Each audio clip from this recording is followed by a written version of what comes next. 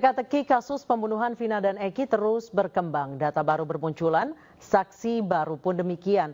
Seolah tidak ada henti terus bergulir kencang. Di antaranya semua fakta dan data ada yang sesungguhnya mencengangkan. Dia adalah Saka Tatal yang terus melawan. Dan berikut cuplikan wawancara Aiman Wicaksono bersama Saka Tatal dalam program Rakyat Bersuara. Tidak melakukan apa yang kemudian dituduhkan sampai kemudian diputuskan oleh pengadilan. Saka tidak melakukan. Walaupun disumpah juga sumpah pocong aja suruh ke sini sekalian. Biar tahu rasa. Saka juga berani. Saka tidak tahu. Bahwasanya Saka aja itu ada di rumah. Kejadiannya aja ada enggak, Saka tuh enggak tahu. Tiba-tiba diambil waktu itu, ditangkap. Iya, tiba-tiba juga ditangkap, enggak ada keterangan apapun. Ya ditangkap juga habis isi bensin. Surat penangkapan nggak ada. Saka sempat waktu itu disiksa. Sempat. Di Polda Jabar juga sebenarnya pernah aja siksaan. Apa bentuk siksaannya? Dari pukulan. Apa yang dipukul? Badan. Bagian mana? Ya, badan sampai diinjak, dijejak. Itu di Polres atau di Polda? Dua-duanya. Sebenarnya ada. Siapa yang nyiksa? Ini data baru. Polisi lain. Anggotanya, bukan penyidik. Bukan penyidik. Bukan. Kalau penyidik itu berani berjumlah karena dia nggak ikut memukulin. Tapi anggotanya. Dia pakai pakaian preman begitu ya, bukan pakai pakaian polisi. Ya ada sebagian, ada yang pakaian preman, ada yang pakaian polisi. Berapa orang? Banyak. Bukan 1 orang, 2 orang. Lebih dari 5 orang? Lebih. 10 orang? Tiap pagi, tiap apel propos tuh, orang tuh bergiliran masuk. Tiap datang tuh udah pasti dipukulin. Ini penting untuk kemudian menjadi bahan penyelidikan. Ya. Tapi jangan terlalu dipaksa ya. Betul. Gimana Saka? Tiap hari tuh kayak gitu. Tiap hari disiksa. Tiap hari. Tiap habis apel propos pagi. Badan Dia diinjak-injak, dipukulin, sampai kepala aja dipukul pakai gembok. Kepala dipukul pakai gembok. Di bagian mana? Kepala. Di bagian mana? Belakang, depan? Kepala semuanya. Yang dewasa Berkali-kali. Berkali-kali sampai bocor. Iya. Karena udah nggak kuat lagi sama siksaan itu. Udah nggak bisa nahan siksaan. Saka dikasih makan waktu itu? Saka emang kasih makan, tapi kasih makannya nggak sewajarnya. Dilempar di lantai. Kalau nggak dimakan, bakal dipukulin lagi. Jadi piring berisi nasi dan lauknya? Bukan piring. Jadi nasi bungkus. Nasi bungkus? Waktu di Polresta itu. Sudah dibuka karetnya, dilempar? Dilempar. Jadi berantakan? Nasi berantakan di lantai. Dan Saka makan dari lantai itu? Iya. Kalau nggak dimakan, dipukulin lagi. Minum dikasih? Minum juga pernah sempat dikasih air kencing. Suruh diminum. Mohon maaf? Air kencing. Air kencing siapa? Polisi nggak tahu dari mana itu. Taunya dari mana kalau itu air kencing? Orang saya yang ngerasain, diputerin semua. Dan Saka minum? Saka minum tapi dibuang lagi, dimuntahin, nggak bisa. Tapi sempat masuk mulut dimuntahin? Iya. Pemirsa, pihak Saka Tatal mengaku memiliki novum atau bukti baru untuk menghadapi sidang PK. Bukti baru tersebut diyakini tim kuasa hukum Saka Tatal akan menjadi pertimbangan hakim dalam membebaskan Saka Tatal dari keterlibatan kasus pembunuhan Vina dan Eki. Dan berikut kami sajikan sejumlah bukti baru yang dimiliki tim kuasa hukum Saka Tatal. Pemirsa, tidak ada luka tusuk pada jenazah Eki, yakni foto pada jenazah Eki tidak menunjukkan adanya bekas luka tusuk akibat samurai ataupun katana atau benda tajam lain. Bukti tersebut berdasarkan hasil visum dan otopsi terhadap jasad Eki. Kita ke slide berikutnya. Luka sabetan di muka Vina akibat DPO Andi.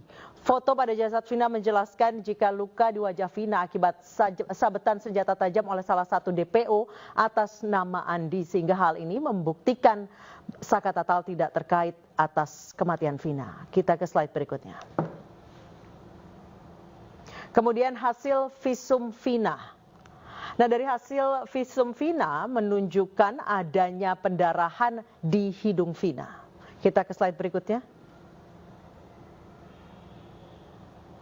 Slide berikutnya adalah ditemukan serpihan daging di baut penopang atau tiang penerangan jalan umum. Bukti tersebut sesuai dengan hasil visum yang menjelaskan adanya luka di tungkai Vina, di mana hal ini menjelaskan bahwa tungkai kanan, maksud kami pada tungkai bawah kanan sisi depan pada tubuh Vina terdapat luka terbuka 15 kali 1 cm dan dalam 4 cm yang menyebabkan pendarahan aktif. Hal ini bertentangan dengan pertimbangan hakim dalam perkara tersebut. Kita ke slide berikutnya.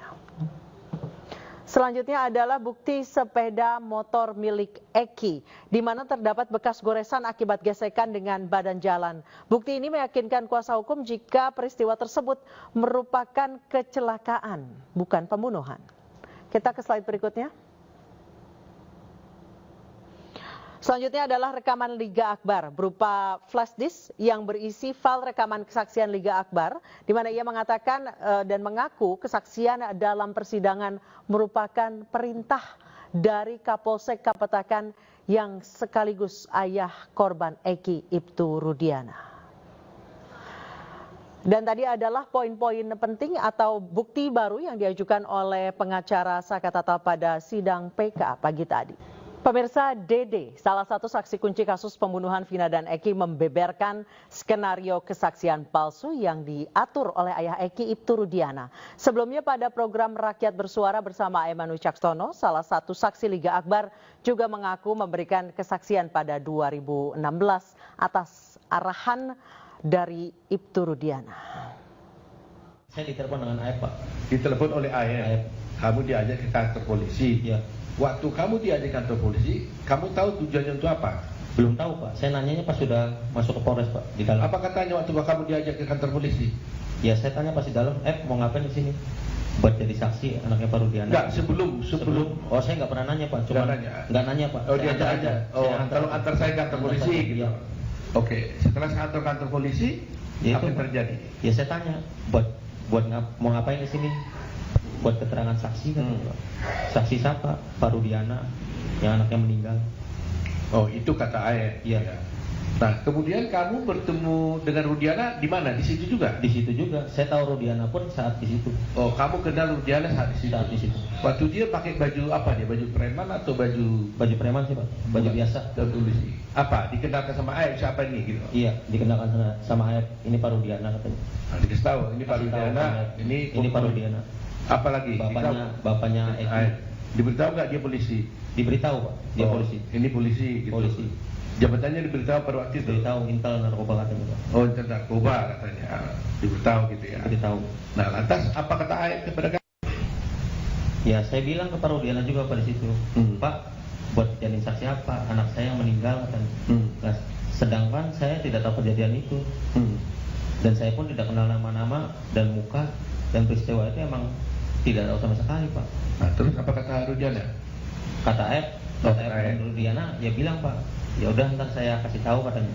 Ya setelah dikasih tahu, pada saat nongkrong di situ, pada saat ke warung ada orang segerombolan nongkrong, terus melihat pelemparan batu kepada anaknya Pak Rudiana.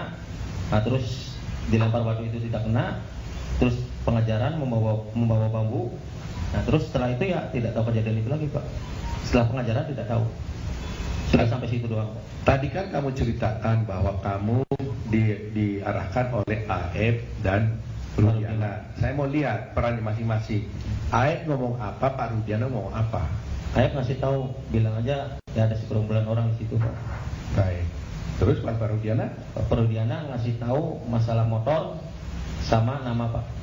Sama nama? Iya, motor dan nama. Saya tahu dari Pak Rudiana, dikasih tahu sama Pak Rudiana. Oh, nama-nama pelaku. Nama-nama pelaku. Iya. Apa katanya waktu itu? Kan saya bilang saya nggak kenal, Pak, nama-nama pelaku. Muka pun nggak kenal.